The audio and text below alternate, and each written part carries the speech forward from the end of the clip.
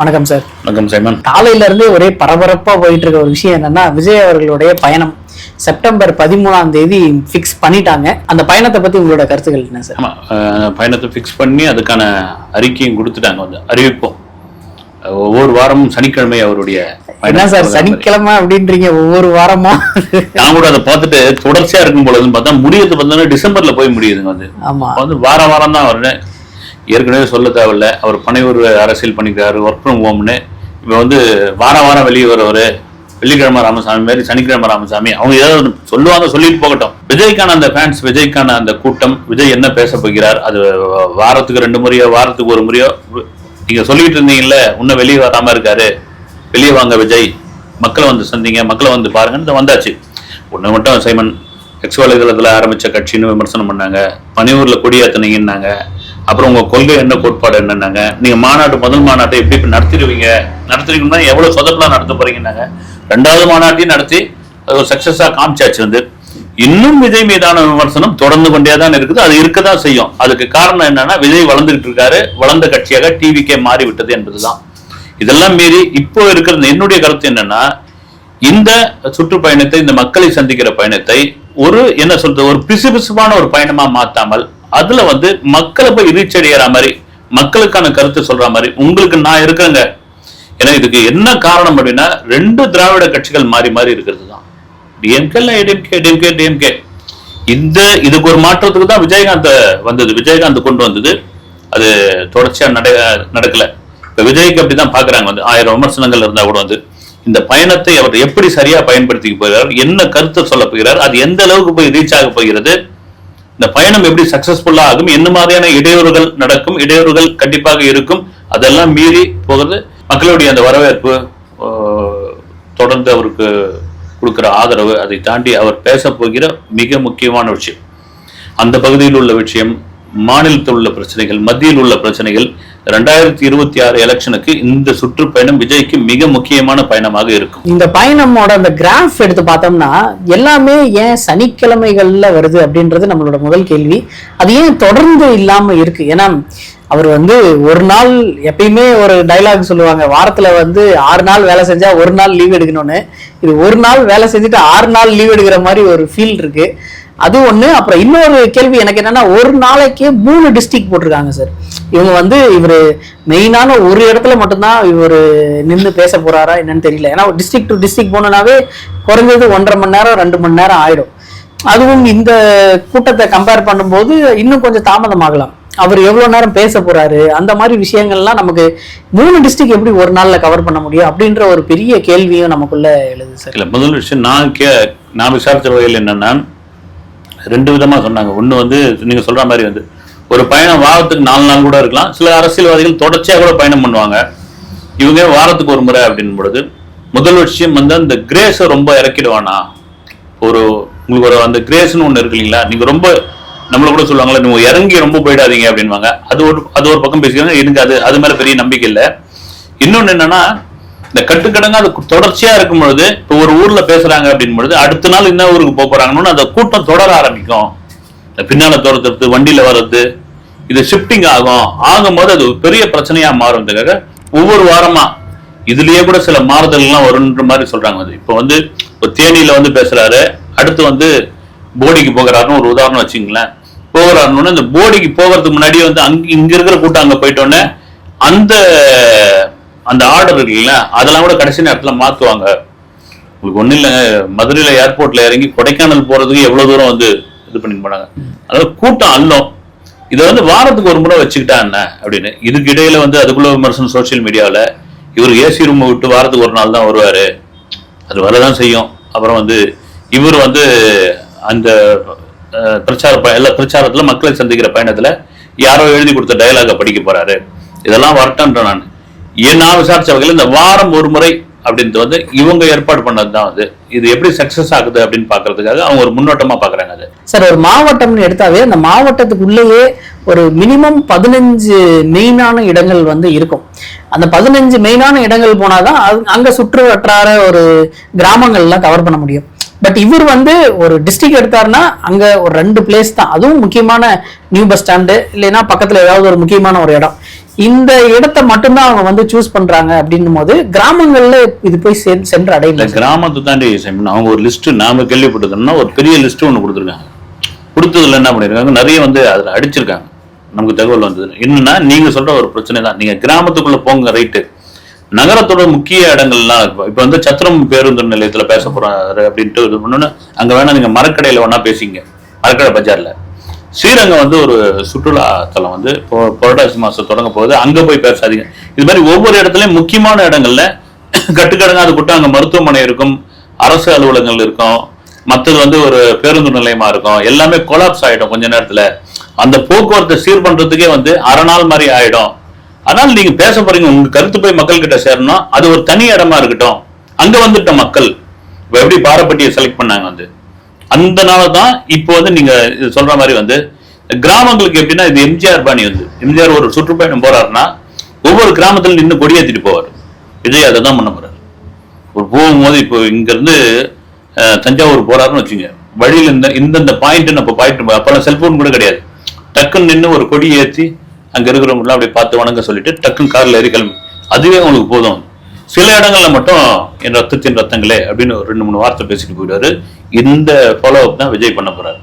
நீங்க சொல்ற மாதிரி நகரத்தினுடைய முக்கியமான பகுதிகளில் பேசிட்டு கிராமம் முழுக்க அந்த மக்களை பார்த்து கை கொடுத்துட்டு அங்க ஒரு கொடி ஏற்றிட்டு தாவேக கொடி ஏற்றிட்டு கிளம்புற வேலை தான் சார். இவர் பேச போற அந்த விஷயம் வந்து அந்த ஊர் ரிலேட்டடான பிரச்சனைகள் எதை பத்தியாவது பேசுவாரா, இல்ல அங்கேயும் திமுக எதிர்ப்பு அரசியல் இல்ல பிஜேபி எதிர்ப்பு அரசியல தான் அங்கேயும் கையெடுக்க போறாங்க? இது நல்ல கேள்வி. இது வந்து நமக்கு அதை பத்தி தெரியலையே கண்டி, ஆனால் இது சரியான கேள்வி. வந்து நீங்க அந்த ஊர் ரிலேட்டடா அந்த தொகுதி சம்பந்தமான பிரச்சனைகள் தான் நீங்க பேசினால்தான் அங்க ஈடுபடும். நீங்க அங்க போயிட்டு வந்து பாசிசம் பாயாசம் அப்படின்னு சொல்லிட்டு தான் அவங்க ஒன்றும் புரியாது. இது வந்து எல்லா அரசியல் எம்ஜிஆர்ல இருந்து கலைஞர்ல இருந்து எல்லாரும் வந்து முன்னெடுத்த ஒரு விஷயம் தான். இப்போ வந்து ஒரு சேலத்துக்குள்ள போறாங்க, குகைன்னு ஒரு ஏரியாவுக்கு போறாங்க, குகைக்குள்ள என்னென்ன பிரச்சனைகள் இருக்கு, அந்த ஊர்ல என்ன பிரச்சனைகள் இருக்கு, என்ன இது இருக்குது, இந்த சுகாதார சீர்கேடா இருக்குது, இங்க வந்து இதெல்லாம் இல்லைன்னு. ஆனால் மாவட்ட செயலாளர்கள் அதை ரிஸ்ட் ரெடி பண்ண சொல்லியிருக்காங்க.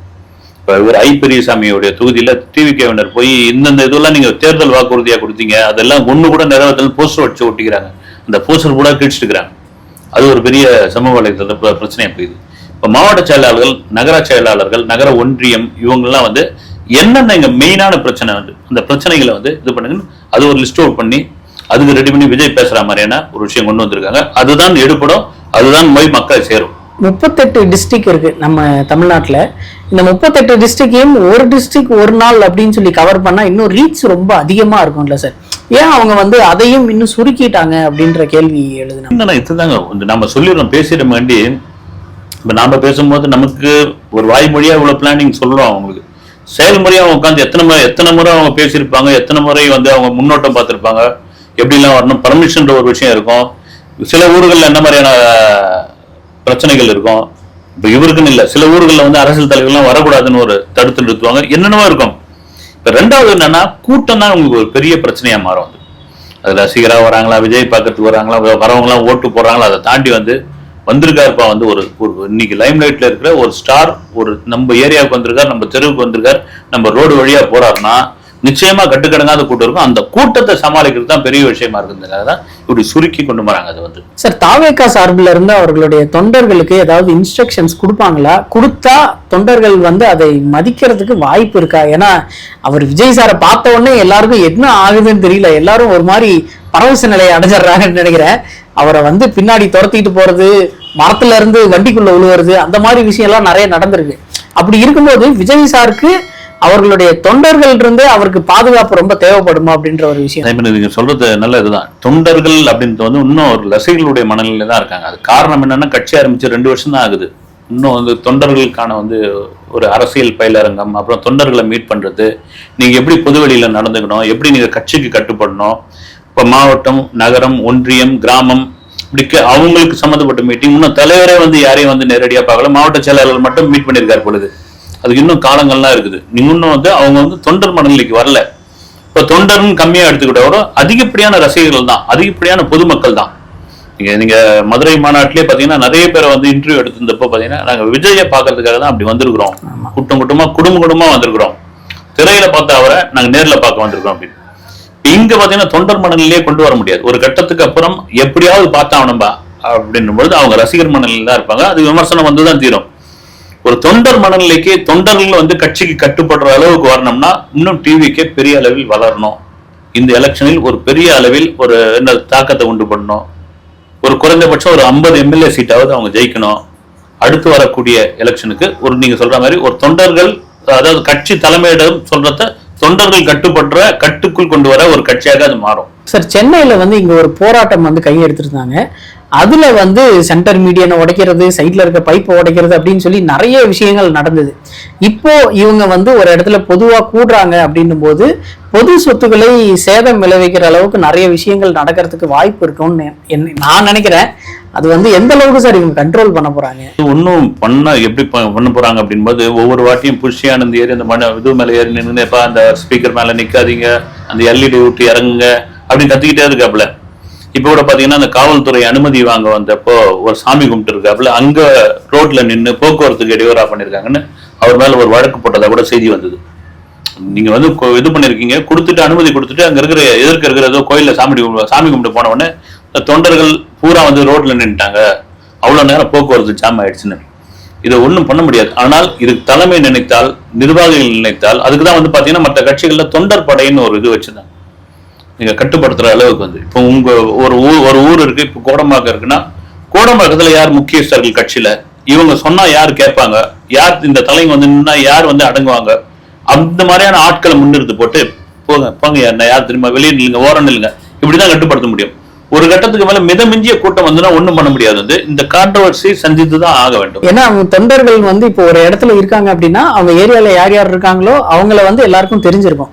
பட் மற்றவங்க எல்லாம் எங்க இருந்து வராங்கன்னு கூட தெரியாது. ஒரு டிஸ்ட்ரிக்ட்ல இருந்து எங்கெங்க இருந்தோ பாக்குறதுக்காக வராங்க. அப்படி இருக்கும்போது கண்ட்ரோல் பண்றது சாத்தியம் இல்லைன்னு என்னோட இல்ல சைமன், உண்மையாவே வந்து எனக்கு தெரிஞ்ச என் அனுமானத்தில் பாத்தீங்கன்னா தெலுங்குல பவன் கல்யாண் இது மாதிரி தான் வந்து ஒரு ரோட் ஷோ நடத்தும் பொழுது வரலாறு காணாத கூட்டம் இருந்தது. அதை விட 3 மடங்கு கூட்டம் வரும். நீங்க சொல்ற மாதிரி இப்ப வந்து அவர் வந்து ஒரு திருச்சிக்கு போறாரு அப்படின்னா நீங்க சொல்ல திருச்சியில இருக்கிறவங்க மட்டும் வர மாட்டாங்க, பக்கத்துல எல்லாருமே டெல்டா பகுதியில இருக்கிறவங்க, இந்த பக்கம் அரியலூர் பெரம்பலூர்ல அவங்க அங்கேயும் தான் போக போறாரு. வரட்டும் நம்ம ஏரியாவுக்கு வரும்போது தோதான இருக்குது போய் மோட்டர் பைக் எடுத்து போய் பாக்குறோம்.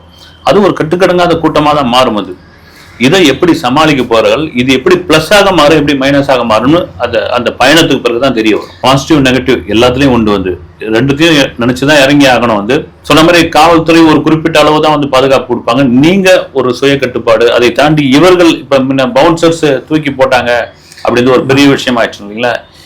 இவங்க அந்த தொண்டர்களை எப்படி கட்டுப்படுத்த போறாங்க, வந்து பாக்குற அந்த ரசிகர்களை எப்படி வந்து அவங்க முறைப்படுத்த போறாங்க. ஒரு கட்டத்துக்கு மேல சொன்ன மாதிரி அப்படியே அந்த வேன் மேலாம் ஏற ஆரம்பிச்சிட்டாங்கன்னா என்ன ஆகும், நீங்க பேசுற விஷயமே வந்து நீர்த்து போயிடுமே. அது எப்படி சமாளிக்க போறாங்கன்னு எனக்கே பெரிய சவாலா இருக்குது. வந்து சார் கரெக்டா டிசம்பர் 20ஆம் இந்த பயணத்தை வந்து முடிக்கிறார். முடிச்ச அப்புறம் உடனே எனக்கு தெரிஞ்சு ஆடியோ லான்ச் வந்துடும் அப்படின்ற ஒரு ஃபீல் இருக்கு. ஏன்னா ஜனவரி 9ஆம் படம் ரிலீஸ் ஆக போகுது. இந்த சூட்டோட சூடா ஆடியோ லான்ச்சையும் வச்சுட்டாங்க அப்படின்னா அதுக்கு இன்னும் ஒரு பரபரப்பு ஏற்படுறதுக்கு வாய்ப்பு இருக்கு. ஆனா ஜனநாயகன் படம் ரிலீஸ் ஆகிற அந்த 9ஆம் 2-3 படங்கள் வந்து ரிலீஸ் ஆகுது. நார்த் அப்புறம் தெலுங்கு பிலிம் இண்டஸ்ட்ரியில ராஜா சாப் பிரபாஸோட படம் ரிலீஸ் ஆகுது. ஜனநாயகனுக்கு எந்த அளவுக்கு சார் போட்டி இருக்கும்னு நினைக்கிறீங்க? போட்டியை தாண்டி ஜனநாயகன் மிகப்பெரிய அழுத்தம். நீங்க சொன்னீங்க வந்து எப்பவுமே வந்து ஒரு பெரிய ஹீரோ படம் வருது அப்படின்னா விஜய் படமோ அஜித் படமோ ரஜினி படமோ வரும்போது போட்டிக்கு எந்த படமும் வரமாட்டாங்க. இண்டஸ்ட்ரியில அது ஒரு இது உண்டு. தியேட்டருக்காரங்களை வேணான்னுவாங்க. ஏன்னா வருது ஒரு படம், நாங்க எங்கேயோ வருஷத்துக்கு ஒரு முறை ஒரு திருவிழா பாக்குறோம், நீங்க வந்து எதுவும் கொலாப்ஸ் பண்ணோம்னா அடுத்த வாரம்ல அதை அடுத்த வாரமா தள்ளி வாங்கன்னு. இப்ப கூலி வந்தது ஒரு 15 நாளுக்கு பொறுத்துதான் வந்து மதராசியில் ரிலீஸ் பண்ணாங்க. அதையும் தாண்டி 25 நாள் கடந்து ஓடிட்டு இருக்கு. இதுதான் இருக்கிறது. வந்து விஜயோடைய கடைசி படம் அப்படின்னு அறிவிக்கும் போது அந்த படத்துக்கு எப்படியாப்பட்ட எதிர்பார்ப்பு இருக்கும். அப்ப யாரும் வராதீங்கப்பான்னு சொல்றதுதான் நியாயமான ஒரு விஷயம். ஆனா வருவான்னு சொல்லும் பொழுது இது ஜனநாயகத்துக்கு எதிரான ஒரு அழுத்தமான ஒரு விஷயம் தான். நகல்பட கருப்பு வருது, சூரியோட அக்டோபர் ரிலீஸ் ஆகுது, அப்படி நவம்பர் ரிலீஸ் ஆகுது. தள்ளி போகுது. வந்து தள்ளி போறதுக்கான உண்மையான காரணம் என்னன்னு நமக்கு தெரியல. அனுமானத்துல வேணா சொல்லலாம். காரணம் என்ன, போட்டியா அந்த படத்தை இறக்கணும்னு. சரி, விஜய்க்கு அது போட்டியா மாறுமா அப்படின்னா கண்டென்ட் தான் பேசும். இன்னொரு பக்கம் ரொம்ப நாளா சொல்லிட்டு இருக்க பராசக்தி துப்பாக்கியை கையில கொடுத்தாரு. அவருக்கு எதிராக படத்தை ரிலீஸ் பண்ண சிவகார்த்திகேயன் அவர் என்ன பண்ணுவாங்க, துப்பாக்கி கொடுத்து ப்ரொடக்ஷன் நிறுவனம் தான் சொல்லணும். எனக்கு தெரிஞ்சு சிவகார்த்திகேயன் தரப்புல ஒரு இது வச்சது. ஏன்னா 9ஆம் தேதி ரிலீஸ் ஆகுதுன்னு இந்த படத்தை 13ஆம் தேதி ரிலீஸ் பண்ணிக்கலாம் போகி அன்னைக்கு அப்படின்ற மாதிரி அவர் தரப்புல ஒரு கோரிக்கையா வச்சதா கூட ஒரு தகவல் இருக்கு. இதெல்லாம் மீறி ஜனநாயகம் வேற விதமான இடையூறுகள்லாம் கூட வரும். உங்களுக்கு ஸ்கிரீன்ஸ் தியேட்டர் கொடுக்கணும், தியேட்டர் ஸ்கிரீன்ஸ் கொடுக்க கூடாதுக்காக தான் இப்படியாப்பட்ட படங்கள்லாம் உள்ள வருது.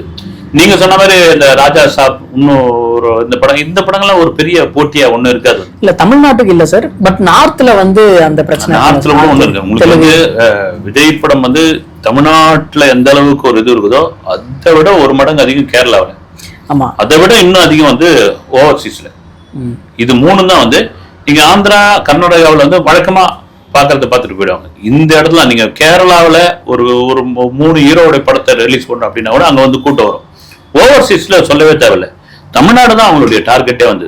தமிழ்நாடுல ஜனநாயகனை எப்படி போய் கொண்டு போய் சேர்க்க போறோம், மூலம் முடுக்கலாம். இப்ப 1100 ஸ்கிரீன்ஸ் இருக்குது. இப்ப 3 படம் வருது அப்படின்போது அதை எப்படி டிவைட் பண்ணுவாங்க? அப்போ உங்களுக்கு ஸ்கிரீன்ஸ் கம்மி பண்ற வேலையில இருக்குது. அப்புறம் பேனர் வைக்கிறதுக்கு இங்க வைக்க கூடாது அங்க வைக்க கூடாதுன்னு ஒரு தடையும் வரும். அது இது எல்லா அழுத்தமும் வரும். நீங்க சொன்ன மாதிரி கரெக்டா டிசம்பர்ல முடிக்கிறாரு, ஆடியோ லான்ச்சுக்கு வந்துருவாரு. ப்ரொடக்ஷன் நிறுவனமே அப்படி யோசிச்சிருக்க மாட்டாங்க. நீங்க கரெக்டா யோசனை பண்ணிருக்கீங்க. இல்ல நம்ம அந்த டைம் டியூரேஷன் கால்குலேட் பண்ணா அப்படிதானே சார் வருது. இருக்கலாம் மேபி.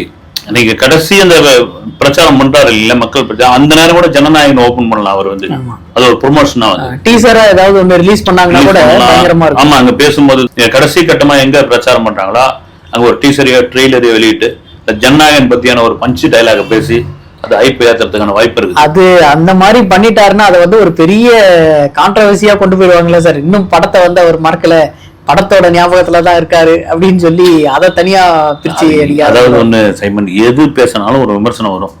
இப்ப சைமா அவார்ட்ல த்ரிஷா கிட்ட ஒரு படத்தை காமிச்சு என்னன்னு கேக்குறாங்க. அது அவர் ஒரு புதிய பயணத்தை தொடங்கி இருக்கிறார். அந்த பயணம் வாழ்த்துக்கள் பாத்தியாடா டிவி கேட்குன்னா அர்த்தம் தெரியுமா ஆச்சா பாச்சான்னு அவங்க.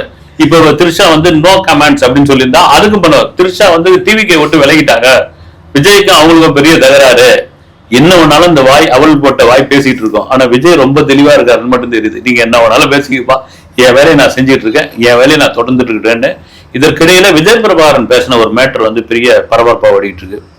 விஜய் கூட கூட்டணி வச்சுப்பீங்களா அப்படின்போது அது காலம் முடிவு பண்ண ஏன் வச்சுக்க கூடாது அப்படின்னு ஒரு கேள்வி எழுப்பிட்டு ஜனவரி 9ஆம் தேதி ஒரு கூட்டணிக்கான வாய்ப்பு இருக்கு அப்படின்னு.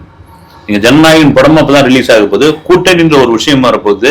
எனக்கு தெரிஞ்சு 3வது மாநாடாக விஜய் தலைமையில் ஒரு கூட்டணி தலைவர்கள்லாம் நின்றுகிட்டு கையில போஸ்ட் கொடுப்பாங்களே, அது மாதிரியான ஒரு மாற்றத்தை ஜனவரி மாசம் எதிர்பார்க்கலாம் நம்ம. ஓகே சார், அடுத்த இன்டர்வியூல சந்திப்போம் சார். நன்றி சார். வணக்கம்.